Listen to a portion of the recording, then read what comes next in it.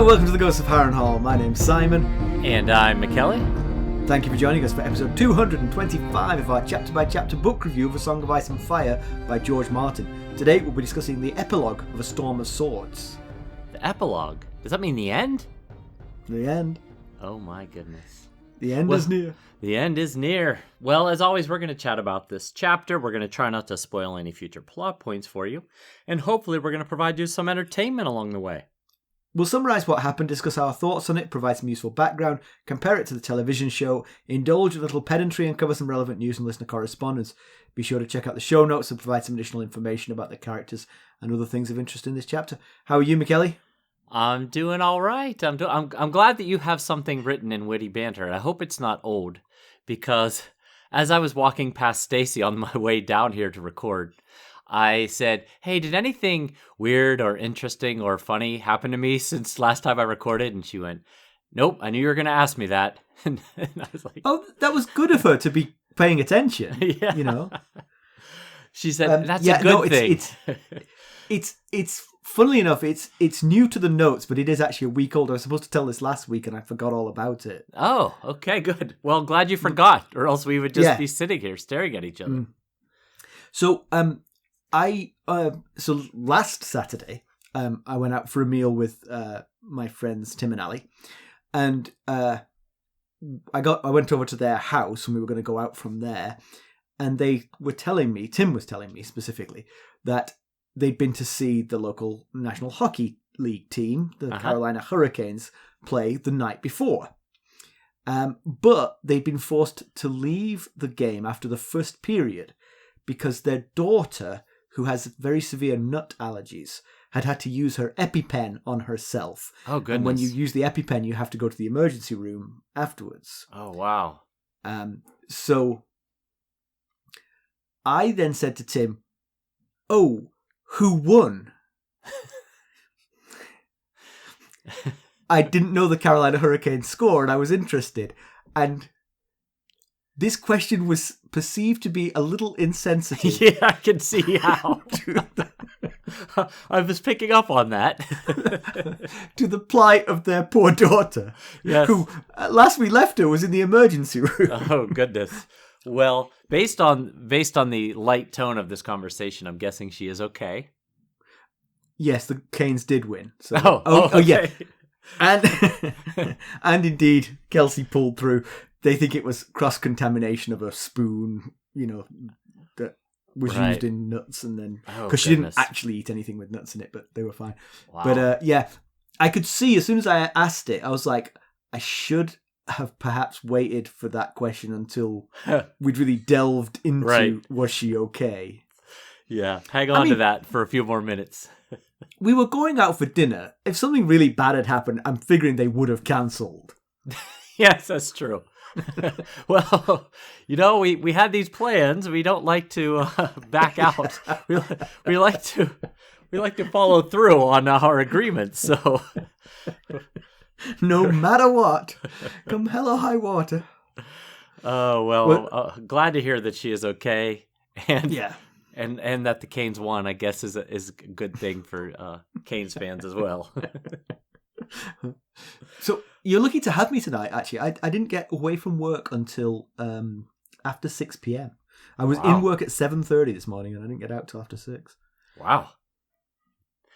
Burning the past 6 p.m. oil there. Exactly. And believe me, I'm the only one doing it. The whole building was like a ghost ship at that time. Yeah, that's why they pay you the big bucks. Apparently. Or something. Well, this chapter, although it's kind of a one-off from the rest of the story, has a decent amount of things for us to discuss, if you noticed. And you know what I'm very excited about for this chapter is the comparison with the television show. Oh, because... okay. Yeah. I'm laughing and you haven't even said why, because I think I know why. For people... I know at least one of our listeners has never read the books and is learning the books by listening to the podcast. There have not been any particular deviations from the books, really. I mean, not basically, major. Right, yeah. Nothing serious. Well, hold my beer. Right.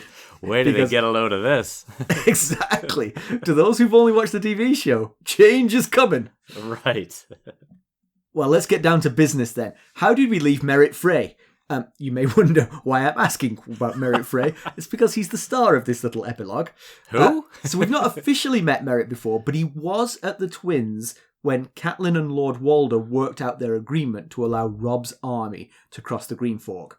We heard news of Merrett's middle daughter, Walder, marrying Roose Bolton. As we'll hear shortly, he was also at the Red Wedding. Mackelly, why don't we give the summary of this epilogue? Okay. Well, Merrett Frey rides toward Oldstones, bemoaning his sobriety and the headaches that abstinence causes. He's staying off the sauce, well, apart from a couple beers for breakfast and a few nips from his wine flagon, because he's on an important mission. Kidnappers... It's like my dry January, honestly. Yeah, I know. Stacy was referring to it as damp January. Yeah. Dry January met Friday evening. There was no contest. Why does everybody choose January when it's like 4 months long? Choose February. February, except in a leap year, obviously. Right, yes, yeah. Anyway, kidnappers have his half-brother Stevron's grandson, Petyr Pimple.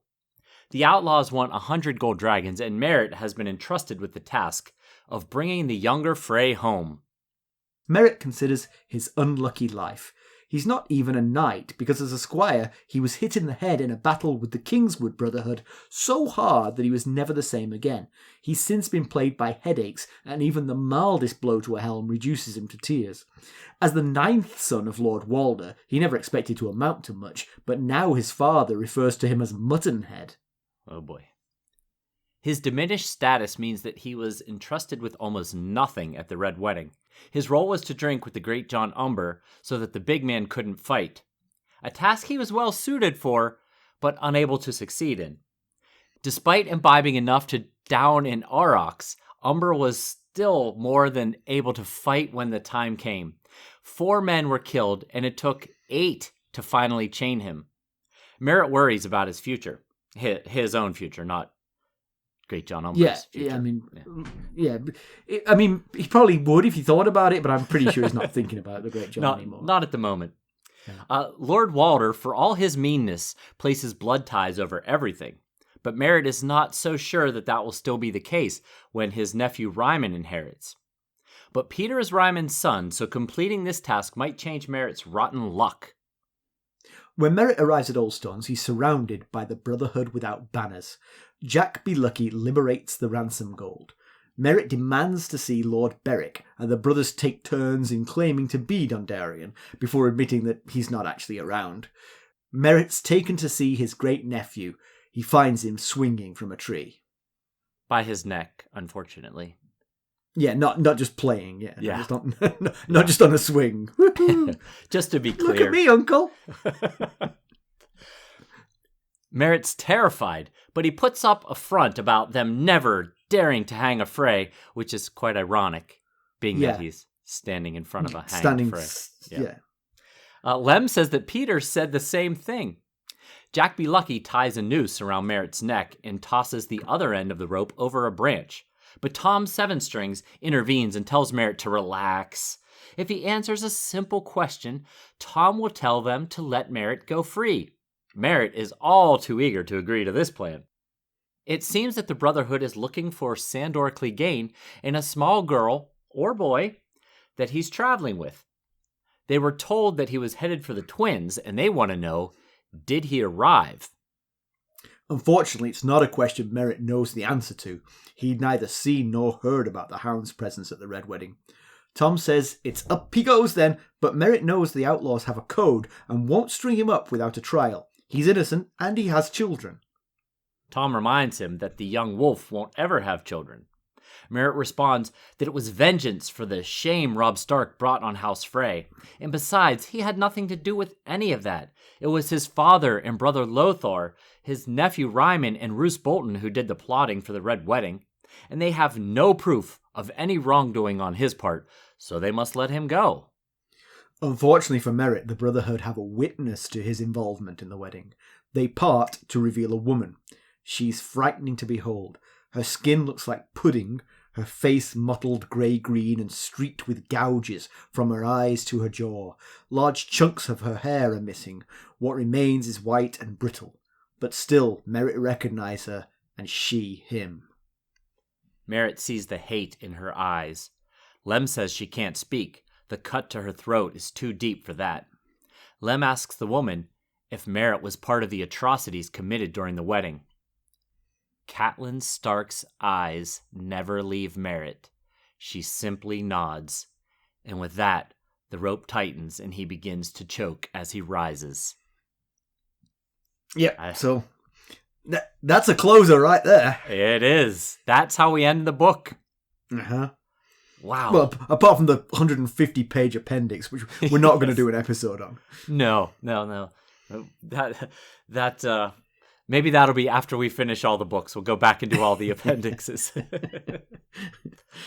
So that's it. We have finished A Storm of Swords. We have, yes. It's amazing. You say it's similar to the prologue. How is it similar to the prologue? Well, in just that both of the characters. Remember, Chet was the prologue character. Oh, it was Chet. I was thinking it was. I was thinking it was Maester Crescent, but that was a whole book ago. It was Chet this time. So go on. What's the similarity with the Chet prologue then? Well, just that they're both known. We knew that Chet existed. We knew that Merrett Frey existed, but they were both outside of the main sphere of focus, except for in this one isolated chapter. And they're both POV only one time because they both die at the end of the chapter. Now, Merrett we actually see die. Chet we just know that he died. No, he died later, yeah. And also both of them at the hands of the undead. Yes, exactly. Yes, Whites killed Chet, and a reanimated Catelyn Stark kills Merrett here, or at least, she doesn't do the physical killing. Without her, they wouldn't have done it, it seems. Right, yeah. Although, I've noticed the Brotherhood is pretty flexible when it wants to be with its own rules. Yeah. And they're also both, Chet and Merrett are both very flawed men as we get their POVs. We get inside their heads and we hear just how... We're all flawed, though. We are, yeah. My own POV would be disturbing to everyone. It's like listening to my outtakes. It's like, wow, he's not the same guy. Yeah, that's a good point. If we were POV characters, that would be, people listening in to every thought you have about every situation, that would be frightening, quite honestly. If I knew I was a POV character, I would curb my thoughts. Right. I wouldn't want people to know the truth. Don't think anything. Don't think like at the end of Ghostbusters, when they're all supposed to think about nothing. So give me some more background on Merrett, because I don't really remember Merrett very well at all. Yeah, well, one thing, the first thing I'll mention is that we know Merritt's son better than we know Merrett, because help me out. His son is named Walder. Which really narrows it down, huh? Oh, yeah. I know him like the back of my hand, yeah. His son is actually Little Walder, who was featured heavily in the Bran chapters with his cousin, his smaller cousin, Big Walder. Right, yes. He heavily featured as well. Yes. Because he's big. Yes. I get it now. Feed you the joke. Explain the joke. Now I'm picking up what you're putting down. Merritt's complaining about the snow. It actually stopped snowing, but there was snow on the ground. It's unusual basically he calls it autumn, right? So yeah, but it's the end of summer for snow to be this far south. We have worried for several books about the storehouses of the Riverlands and further north, and how they're not going to be ready for a long winter. This can't help, because this is going to hurt crops that still haven't been harvested yet. Absolutely. I know when humans get focused on war, they usually forget all else, but cooler heads would have to see the disaster that they're headed for here. I think he says we've lost 2 of the past 3 harvests. And, Right. that coupled with just the war and destruction from the war so close to the onset of winter. And we're not talking the usual earth winters where, you suffer for several months and then you get a spring.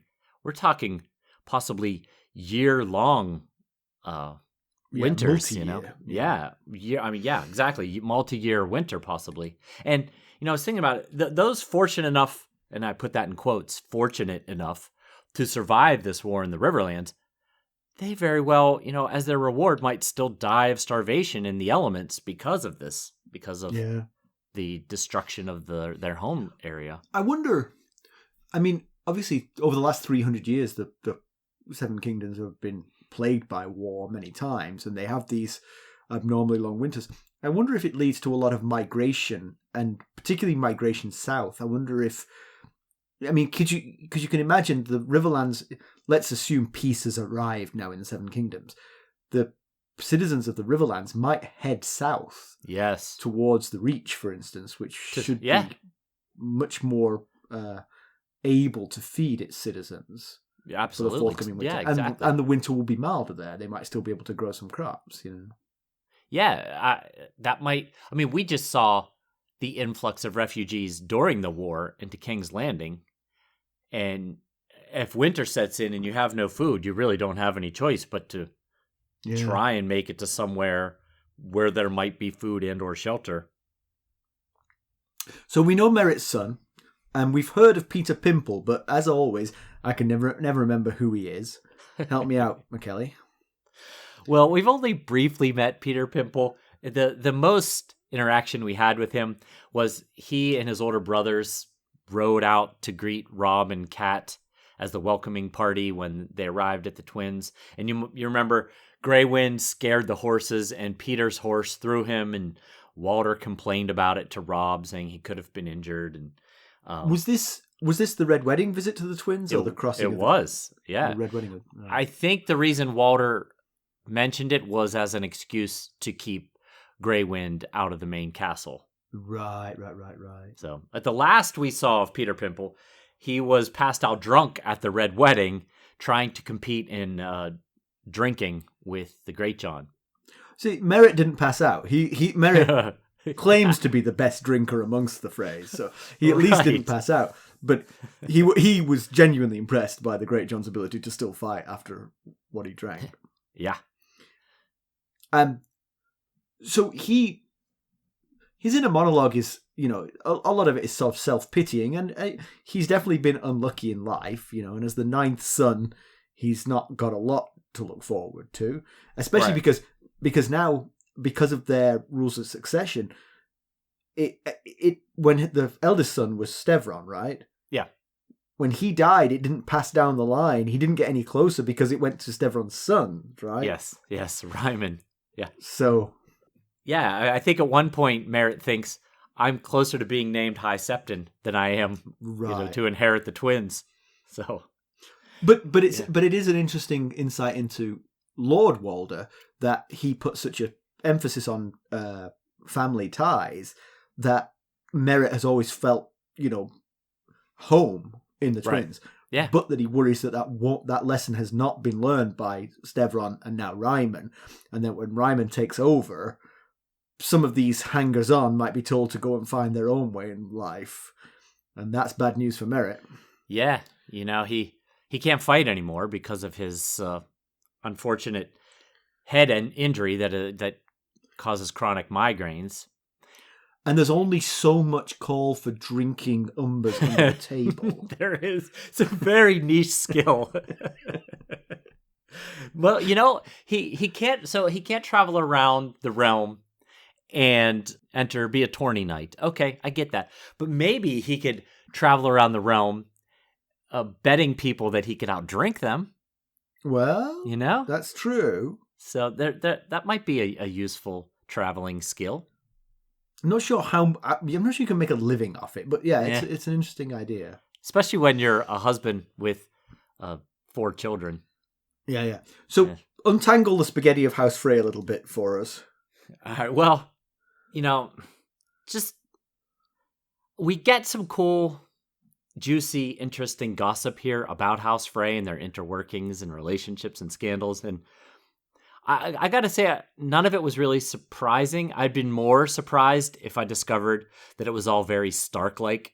And I mean, House Stark-like in order and structure, because we know the Lord of House Frey and he's rotten.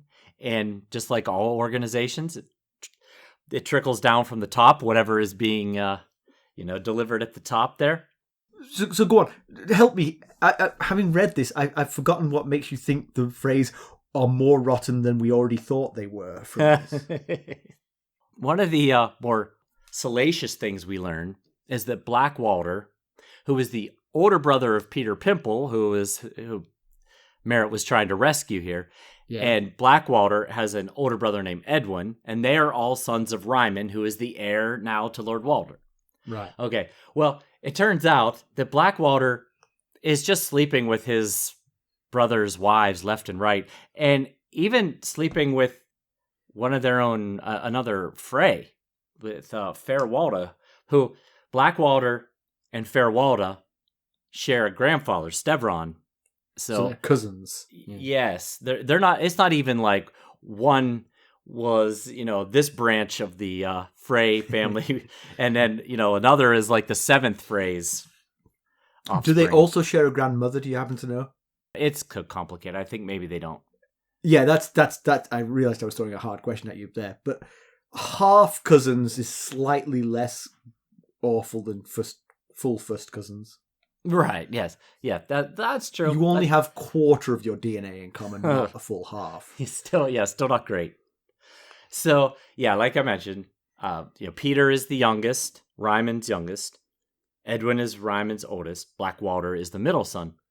So Black Walder, according to Merrett, is sleeping with Petyr's wife.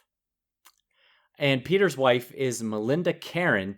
And the unique thing about Petyr and Melinda's marriage is that she was 3 times his age when they got married. He was 10, she was 30.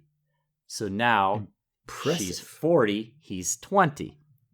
Oh. Apparently Black Walder I like the fact it's gone from a third to a half. Right, yeah. They keep Eventually this up. He'll catch her up at this rate. Unfortunately, he won't. Good point, actually. Yeah, yes. I was trying to figure out what you meant, and I was like, oh yeah. Right. Pretty hard stop on his getting older. Yeah. Next, though, we have Edwin's wife. Black Walder is also sleeping. So he's sleeping with his younger brother's wife and his older brother's wife. Now, her name is Janice Hunter. I'm not going to go into much detail on her because there's really not a whole lot to say.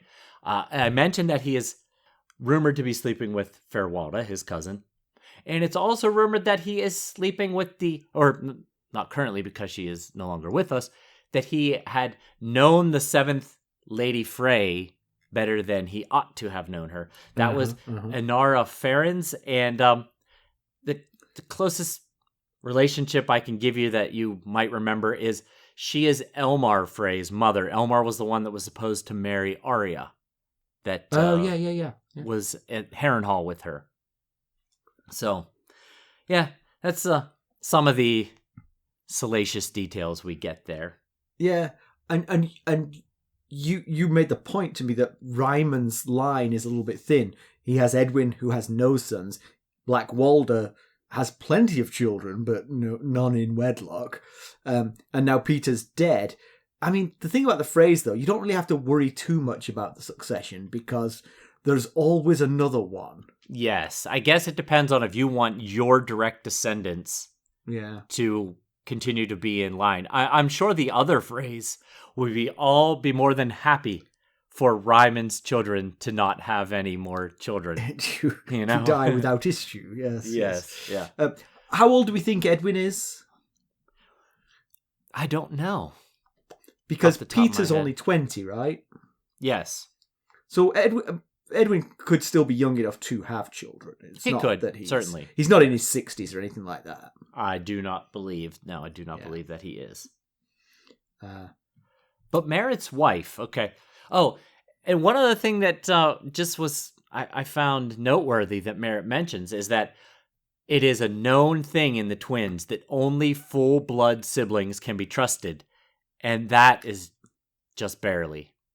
And I thought, that's so they do it by who your mother was, basically, Right. Oh, so they're not saying you can't trust any bastards. They're saying you can't trust a half sibling who isn't a bastard either. Right. Yes. Ah, interesting. Anyone who is not from your same mother and father is not to be fully trusted. I thought that was something worth noting.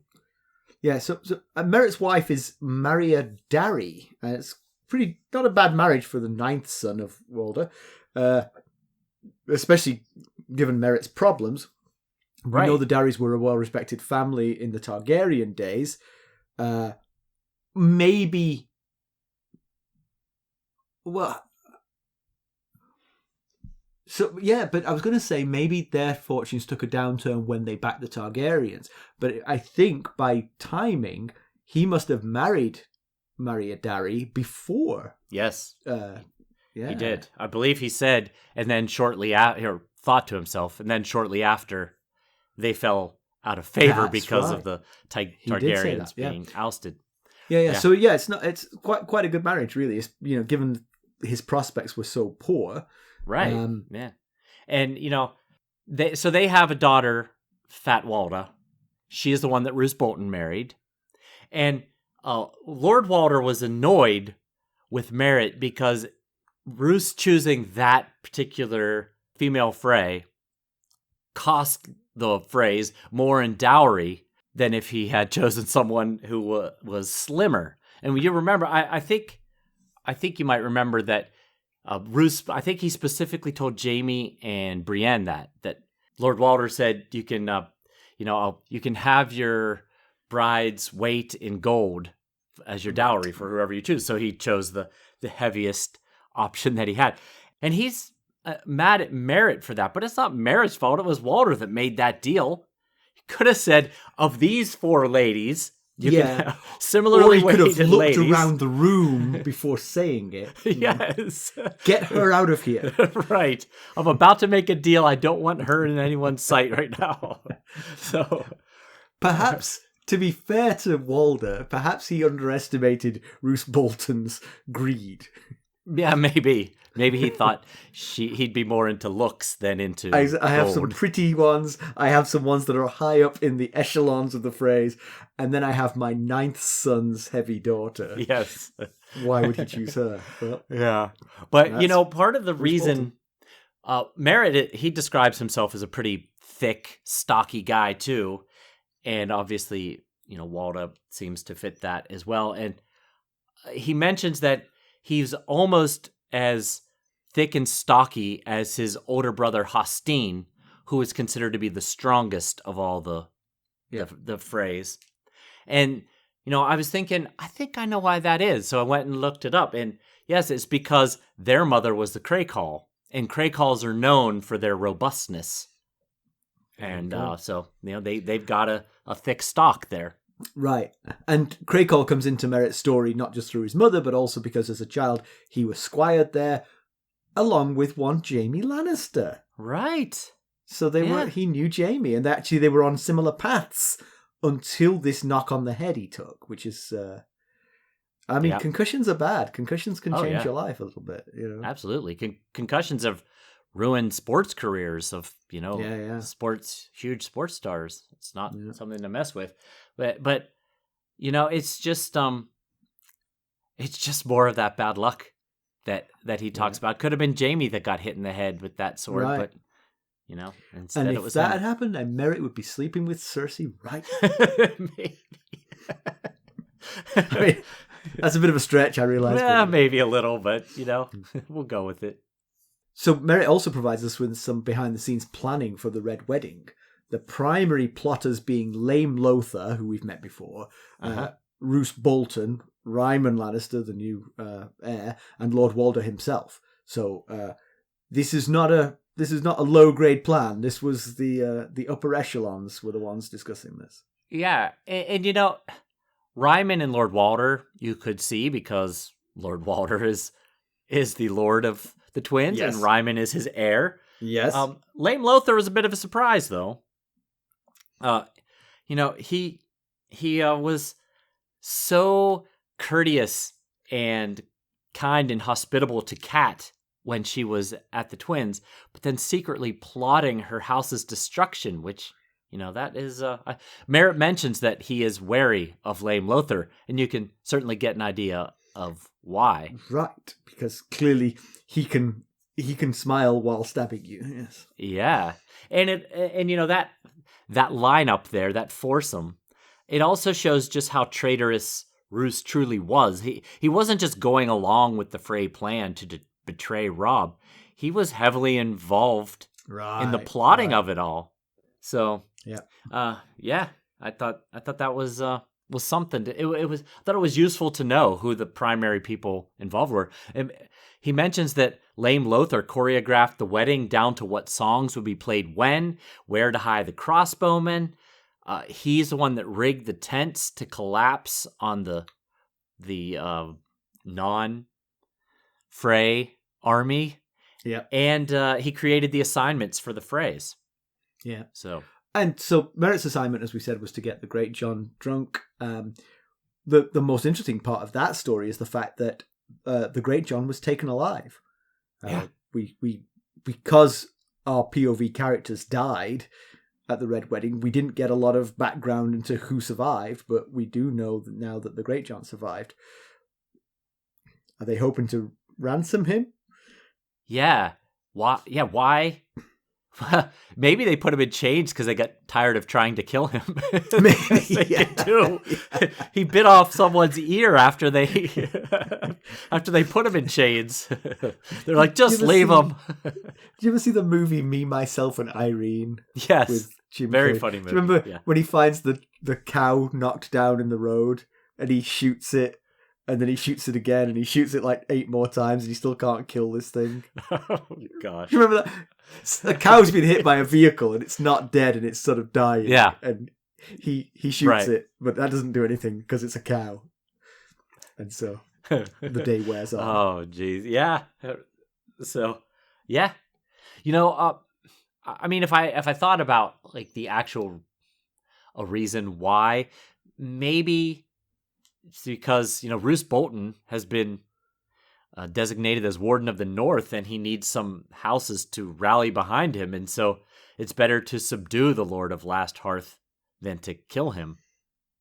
I know, we're splitting hairs here, but trying to come up with some reason. It's hard to imagine the Great John Umber saying, "Okay, my liege lord Roose Bolton, I bend the knee."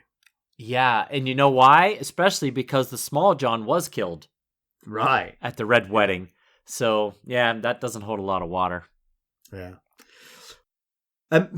Merrett also provides us with the sort of justification for why the Freys committed the Red Wedding, which was that Robb shamed their house. And he clearly feels that quite strongly, that the whole realm was laughing at them and it would cleanse the stain on their honor.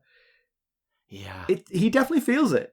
And that kind of surprised me because it felt to me all along that Walder used the slight as an excuse to turn the tables. Yeah. Yeah. So maybe Merrett just drank the Kool-Aid of Walder's message. Right. Yeah. Or maybe I'm wrong and the Freys really do care about their honor. I think they got their talking points from the top. Whether Merrett fully believes it or not, we'll never know. But I think that, Lord Walder said these are the reasons why we're going to do this, and they agreed to it. But if you think about it, so they're going to cleanse the stain on their honor by committing the most atrocious act of betrayal of one of the most sacred rules in the realm. I'm not sure that's going to do the trick. Good point. Yes. Yeah. But, so one thing I thought while I was reading this chapter is that we're in the same spot that Robb and Cat were when they discussed his heir. We're here in Oldstones. Yeah. When it dawned on me is when Merrett saw Tom sitting on Christopher's grave and said, get off that, you're sitting on a king. Yes. And I was like, oh yeah, I know her. Yeah, I remember when Cat and Robb were standing in this exact same spot here. perhaps Cat is there looking for the piece of paper that legitimizes John. John. Probably to burn it, knowing Yes. Yes, I'm sure. But one thing I don't really get is if you're dealing with a band of outlaws, and I know he disparages Beric Dondarrion's Brotherhood without banners compared to the Kingswood Brotherhood that he fought in his youth, and that's how he ended up with his injury. But still, why send one man to do this with 100 gold dragons? There's one fairly obvious explanation, which is that they were told to send only one man or they would kill Petyr Pimple. That makes a certain amount of sense.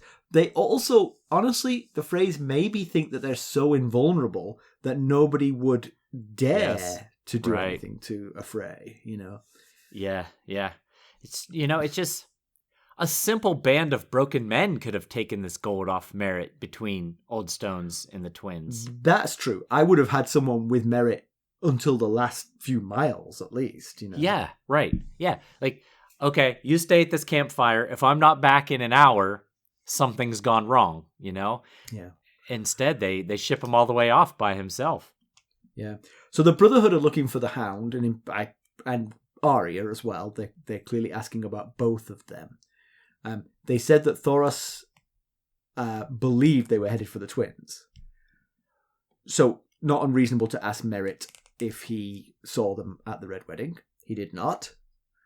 No Frey did. No Frey basically saw them, right? Because the Hound got them out of there as quick as he could. When he realized what was happening and they fought off the people that they did, they got out of there. But yeah, several of these men were with Arya when she suddenly disappeared shortly after the Hound demanded gold back from them and then followed them. So they probably have a pretty good idea. That's right. They don't know they were together. That's right. They're assuming it, but they didn't know for a fact that they were together.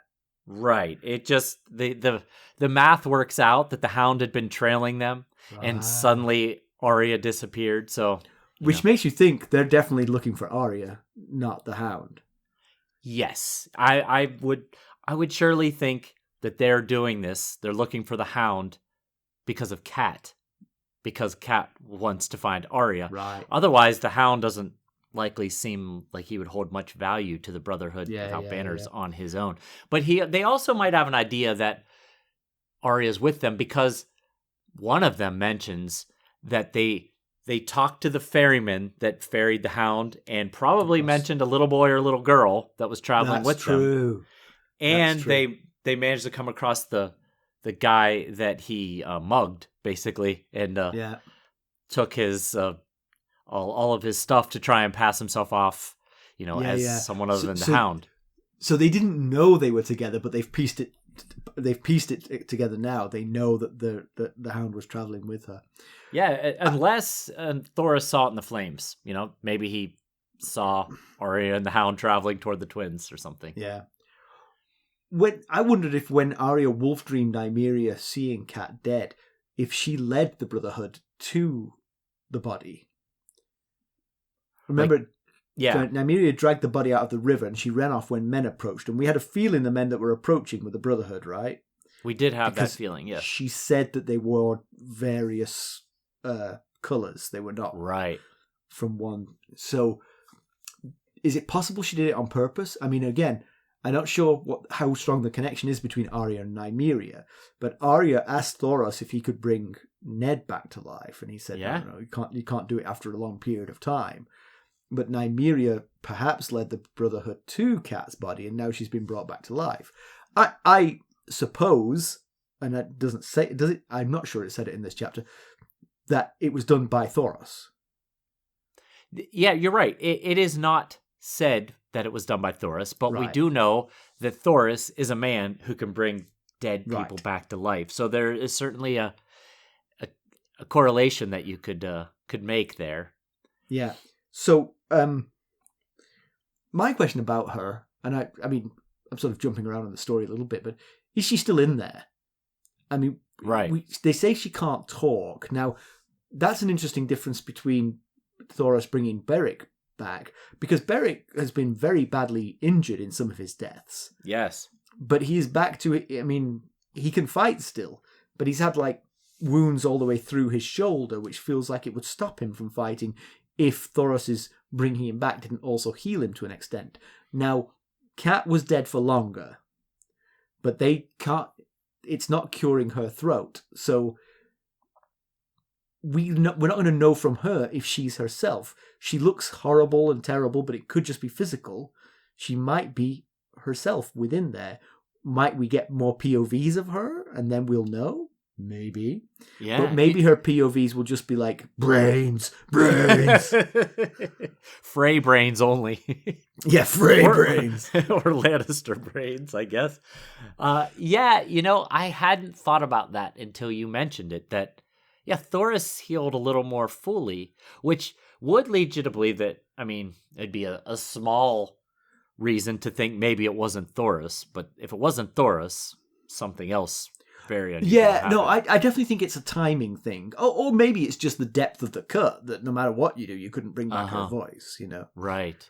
Yes. But the timing thing makes sense. She was dead for days and then thrown into a river. Right. Yeah.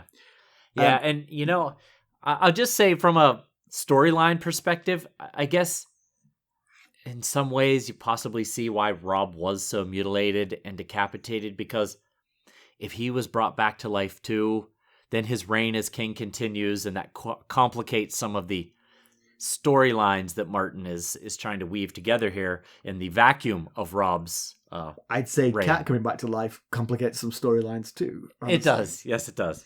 Yeah. My guess is she's damaged. My guess is that she's not herself. Because why else would she hang out with the Brotherhood? I'm not sure what she would do if she was herself, but why hang out with the Brotherhood? Just to get revenge on the Freys? Yeah, she'd like that revenge on the Freys, but she'd really like to see her kids again. Yeah.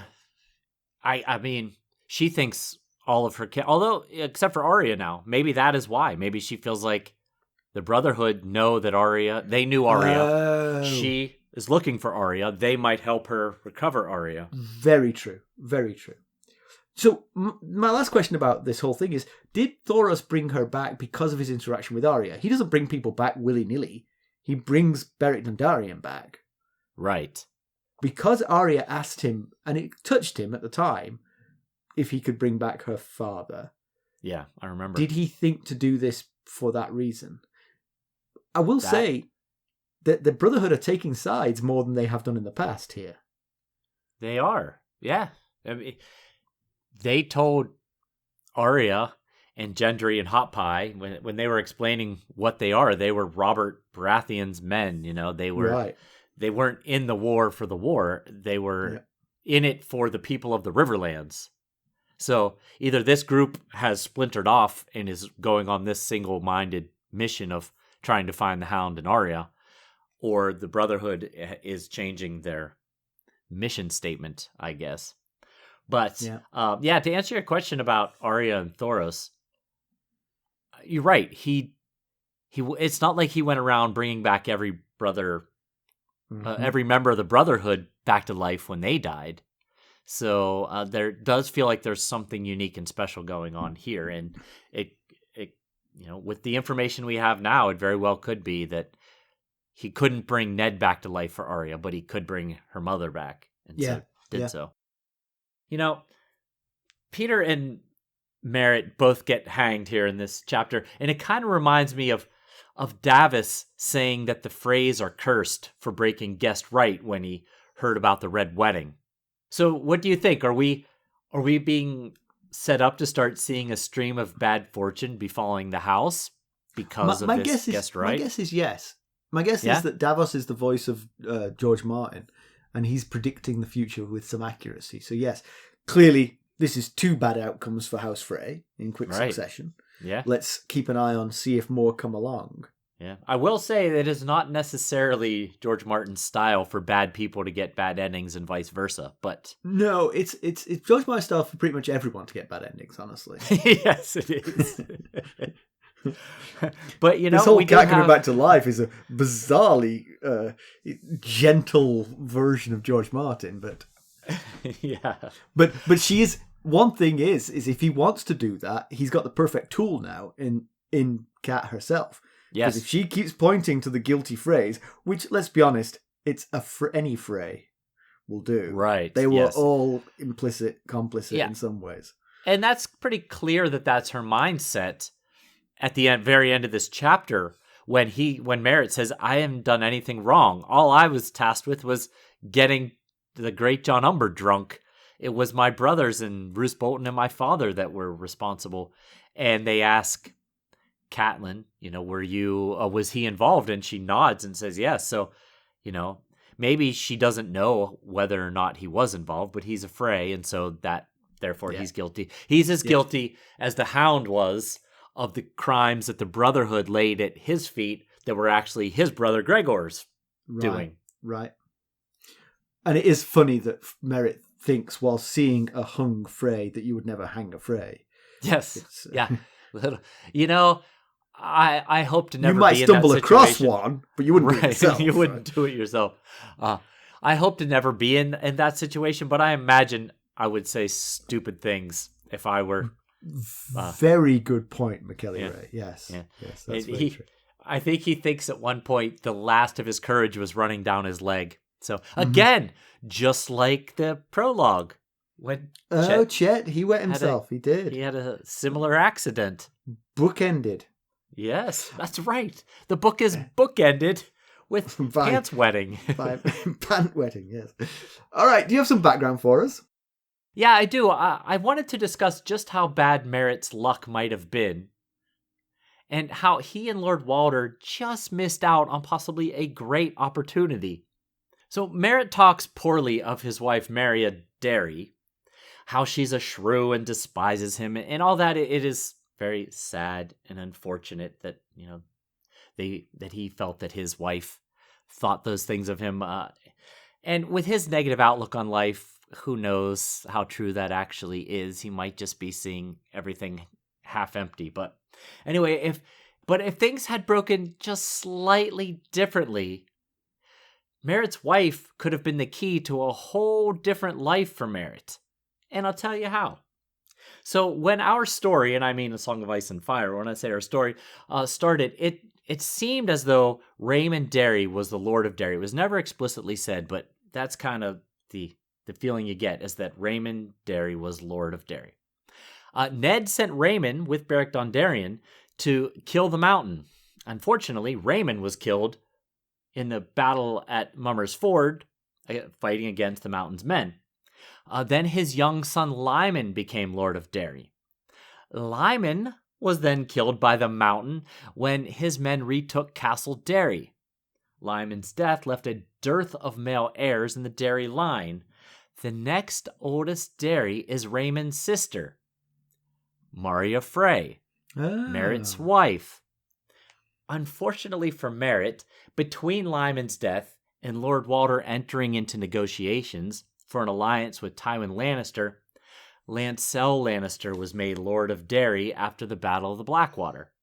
Had things fallen just slightly different on the timeline, Walder could surely have made the case that part of the agreement for their role in the Red Wedding is that Merrett be made Lord of Derry through Merrett's wife's claim to the title, pretty much the same thing that Tywin planned to do with Tyrion and Sansa in Winterfell.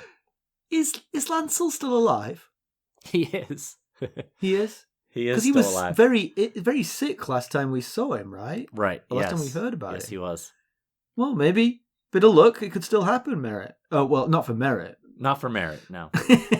No. Not for Petyr or Merrett. I got it. No, I got to remember, they're definitely dead. And Thoros is not bringing them back, right? I don't think so. That would be quite the change of heart right there. So, comparison with the television show, I can say it for the first time, entirely dropped. They just did away with this whole thread of the story. It doesn't mean it won't be important in the books, and because the divergence between the books and the show grows all the time. But this entire plot line was not carried forward into the TV show. Yeah, I guess it makes sense. They had to but pair be a careful, lot of be careful because storylines. Yeah, exactly. this might be the most important storyline in the books, for all we know. Right. Yeah. We have could no be. idea. But, the Game of Thrones had to go on without knowing how any of this stuff is going to wrap up. And had to tie some things up as well, yeah. Yes, exactly. Petyr Pimple, we mentioned it, but more time did pass. But Thoros, when he brought Beric back, he brought him back whole. The wounds that he'd received in dying were never an impediment to him in his next life. But that's not the case for Cat. Maybe it is just a matter of timing, but it's a difference. It could be timing and being, floating in a river for days. All those things may have made it too difficult. Yeah. News and notes. The artist behind the 2025 A Song of Ice and Fire calendar was recently announced. Eddie Mendoza will create the 13 images that make up the calendar, along with a bonus fold-out poster. Pre-orders haven't begun yet, but George Martin posted a picture of the cover on his blog. It's an amazing image of Starfall, seat of House Dane in Dawn. So if the rest of the images will be of that caliber, the calendar is going to be a huge success. That it is. It's very cool. Very cool image. Makes me want to get on that pre-order list. Mm-hmm. And then I remember how cheap I am, and I probably won't since I really don't have a use for a calendar. Way ahead of you.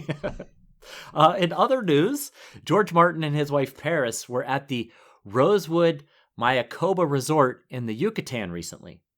The couple were presented with quite the treasure from the resort's baker/chocolatier. Left in their suite was a rather large replica of the Iron Throne made entirely of chocolate. Not only was the throne made of chocolate, but it was accompanied by a chocolate dragon and chocolate skulls. So it was pretty cool. But he showed a picture of it on the blog. It was pretty neat. I'll repost the image of the calendar and the chocolate throne on our social medias. Good. And we're not taking a break next week like we usually do between the books because we've just had a bit of a break. So we're fresh and ready to get rolling on A Feast for Crows. That's right. It's news that we're not taking a break. Yes, exactly. Yes. So be sure to tune in next week, I guess, is the moral of honestly, it's news to me when I opened the the script for today. I was like, oh, we're not. Oh, we're not. Oh. Glad we talked that through. All right. So conclusion. Thoros works his magic again, and the Brotherhood appear to have definitely taken a side, and they're out hunting the Freys. Maybe they see that as a continuing mission of fighting for Robert Baratheon. But it feels a little bit like you're taking a side in the current wars, not the past ones. Yeah, absolutely. Yeah, it's hard to think of another reason that there would be a reanimated Catelyn Stark aside from Thoros working his magic again. We haven't been specifically told that, but we haven't been told that it was anything else yet. So certainly, and she's with the Brotherhood. If she wasn't with the Brotherhood. Yes, then you might think it was the others. Right, exactly. Who knows? A rogue other got past the wall and reanimated Catelyn Stark. And we saw those men riding toward her body when we were looking through Nymeria's eyes. So it all fits, but... maybe it's just the healing waters of the Riverlands. It could be. Could be that, yeah. I will say it's, it's kind of... I don't know if I want to say I feel for Merrett. In some ways, I do, because he was one of the least guilty Freys, and there were a few Freys who were specifically not at the Red Wedding, and I think that's because they couldn't have been trusted to go along with this plan. So maybe there was a, hey, raise your hand if you can't be trusted to go along with this plan, and Merrett didn't raise his hand. So... He was too drunk. But there was certainly more guilty Freys that were more deserving of this, I guess. Well, we just know now that the list is going to be long for who Kat's after. So has Kat's story got more to it? Is she going to get reunited with her kids? I mean, she doesn't know... She doesn't know what's happened to Sansa. She now believes that Arya is alive, if she can understand what the Brotherhood are saying. Yeah, she answered their question when they asked, was he involved? That's right. She does understand. Exactly. She understands. So, unless she's just so hell-bent on revenge, all she hears is that a Frey? Yes. Right. Yes. And she nods. So, But that's exciting for her because she died not knowing Arya was alive. That is true. She might have gotten actually good news post-mortem. Yeah. Well, so pretty much any news you receive after death is got to be, that's not true. There's worse things that could happen, yes. Yeah, the fact that you can receive news after death, yeah, that's the good news. Silver lining, yeah. Yeah. And can I just say that Merrett fell into the common trap because he spends a lot of this book, we're in his head. I mean, it is like, there is like maybe 15 lines of actual dialogue at the end of this chapter. The whole rest of it is just Merrett thinking as he rides up to meet the Brotherhood. And he is just so negative about his life and how unlucky he is and how miserable everything around him is and how he's got no prospects for life. And so I just felt like he fell into the common trap of thinking life was so awful until he was faced with losing it. Kind of like George Bailey in It's a Wonderful Life. You know, you never saw It's a Wonderful Life? No. Jimmy Stewart? I'm sure it was, yeah. Every time a bell rings, an angel gets his wings. No? I mean, American cultural references. Some I know. You know who Jimmy Stewart is, right? He's an actor. He is, from yes. the old days. He and I grew up in the same hometown. We graduated from the same high school. How about that? A guy I couldn't pick out of a lineup went to the same high school as you? Yeah. Only about like maybe 70 years, maybe more before me, but still same high school. But anyway, my point is when it was time for him to lose his life, then he was like, no, I want to live. Yes. Most of us remember the good times when faced with that. Yes, exactly. All right, so let's quickly summarize the Storm of Swords, because nothing's happened much. So we lost Cat and Rob, although we haven't necessarily lost Cat completely. We lost Joffrey Baratheon. We lost Tywin Lannister. We lost Shae.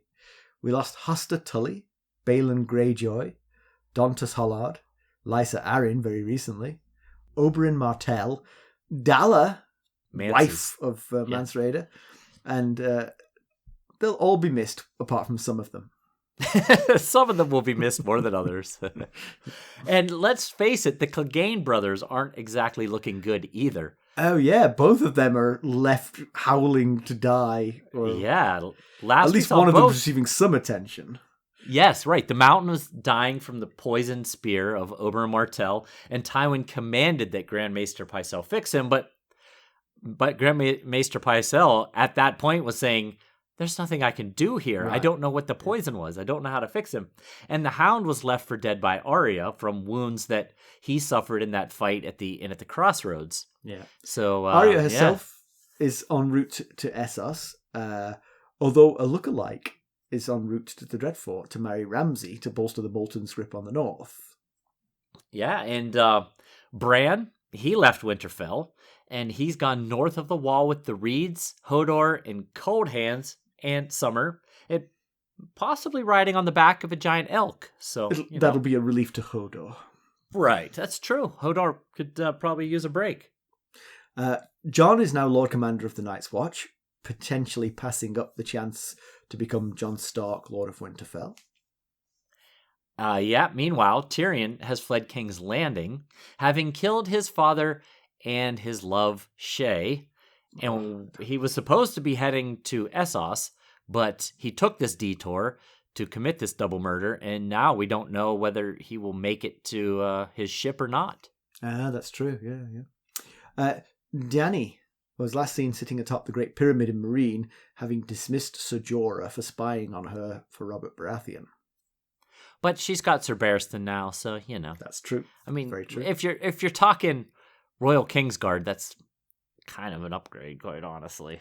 Yeah, true. But and Jorah, we don't know. We don't know where Jorah's going to go from here. That's very true. Right? Yeah, he was kicked out. We don't know. But Theon, we didn't see Theon once in this whole book. He's presumably dead. But if he's not, he's also kind of the heir to the Sea Stone chair, sort of. Yes, The Iron yes. Islands don't exactly work that way, but No. he's got a claim anyway. Yeah. I put in the notes there that he's heir apparent, and it occurred to me I didn't know what heir apparent meant. And I looked it up. It's an heir who can't be dislodged by the birth of a new child. Oh, well. So, for example, if Stevron didn't have any children, if Stevron became Lord of Winterfell, then his next eldest brother would be the heir, but he wouldn't be heir apparent because if Stevron had a child, that child would become the heir. Right. So it's an heir who can't be dislodged by a birth. Okay, so many years ago, when Lord Walder had his first child, Stevron, and then a second child, Stevron was heir apparent because no one could pass him in line. Him. Exactly. Yes. Exactly. So Ryman is now, or Ryman Frey is now Lord Walder's heir apparent. Right. Exactly. Okay. That does not seem to fit Theon necessarily because... No, Iron because Islands, yes, because the Iron Islands have their own rules, yeah. Sansa is in the area with Littlefinger and untrammeled power. His, not hers, unfortunately. Yes, quite unfortunately. And is there another Stark to mention? Rickon. Rickon. Rickon. Yes. Yes. We don't know where Rickon is. He left with Osha, headed toward White Harbor or somewhere south of Winterfell, the last we heard. It could have been him that brought Cat back for all we know. True. Who knows what he's up to? Jaime is Lord Commander of the Kingsguard minus a hand and missing an eldest son as well. Yeah. And speaking of Jaime, Brienne has left King's Landing armed with Oathkeeper, which was given to her by Jaime, to find and save the Stark girls. And that might prove to be a challenging task. At least one of them seems to be headed across the narrow sea, and the other is possibly in the hardest place to access in all of Westeros, sitting atop the Giant's Lance in the Eyrie. Mm-hmm. So good luck to her and her task. Yeah.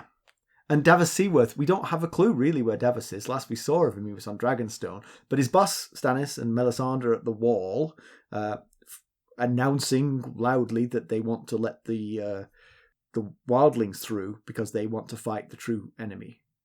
Yeah. And I think that about covers everyone. That's the ones I can remember. We may have missed a person or two. Yeah, plus Rickon. We even got Rickon in there. This is my favorite book of the existing books. Oh, is it? Yeah, it's the middle book, and so much happens in this book, and it's my favorite of the five. Yeah, it is a terrific book. I mean, with the red wedding and the purple wedding and the Tywin's comeuppance, and Jaime's hand, and Cat being reanimated here in this chapter. Robb, Jon being offered Lord Commander. I mean, being offered Lord of Winterfell, and then in a surprise turn of events, becoming Lord Commander. It really just, so many things turn in this book. Yeah. And we want to thank you all for coming with us through the journey. Join us next week for the Feast of Crows. Because there wasn't enough death in this one. Yes, no. Maybe it's just corn. The Feast for Crows is just a bunch of corn. Oh, and I just wanted to mention that we won't be doing the boiled leather style of reading A Feast for Crows along with A Dance with Dragons together. I know a lot of you have asked us if we were going to do that, and we're not. It just doesn't fit with what we're trying to do with our show. It's a chapter-by-chapter journey through A Song of Ice and Fire. So we're going to stick to that chapter-by-chapter pattern. But just today on the Discord server, Jenny proposed that whoever wants to read in that boiled leather style, which is there is a method of reading Feast for Crows chapters and Dance with Dragon chapters interspersed in a way that works really well. And so Jenny has said, hey, if whoever's interested, let's read it that way, and we'll read, they'll read their chapters on their own. And I said, hey, I'll create a Discord channel for you guys to discuss in. And so I've done that. So if you're interested in reading that way and you want to, you want to interact with other people reading it that way, check out our boiled leather style discussion, I think it's called, channel in our Discord community. Cool. Yeah.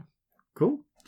All right, next up we have the prologue of A Feast for Crows. We're not going to tell you anything more about it, but come back next week. Starting a new book. Yeah, starting a new book should be enough to bring you all back next week. It's got all its pages and the spine isn't broken over like 1,000 times. It's very exciting. Yeah. There's 4 ways that you can help us. You could leave us a positive review. You can buy merchandise at ghostsofharrenhal.threadless.com. You can buy us a cup of Arbor Gold at buymeacoffee.com/ghostsharrenhal. You can join us at any of the various sustainer levels. There's a tier to match your budget and interest. You can make a donation directly to us at our website, ghostsofharrenhal.buzzsprout.com. And if you're looking for more ways to interact with us and keeping up on the latest Ghosts of Harrenhal news and developments, well, you can always check us out on our social medias. You can follow us on Twitter at Ghost Harrenhal. We're on Facebook, Instagram, and Discord, where you can talk about boiled leather style reading Feast for Crows and Dance with Dragons. And we're also on YouTube. Thanks for listening. Thanks. Bye. Bye.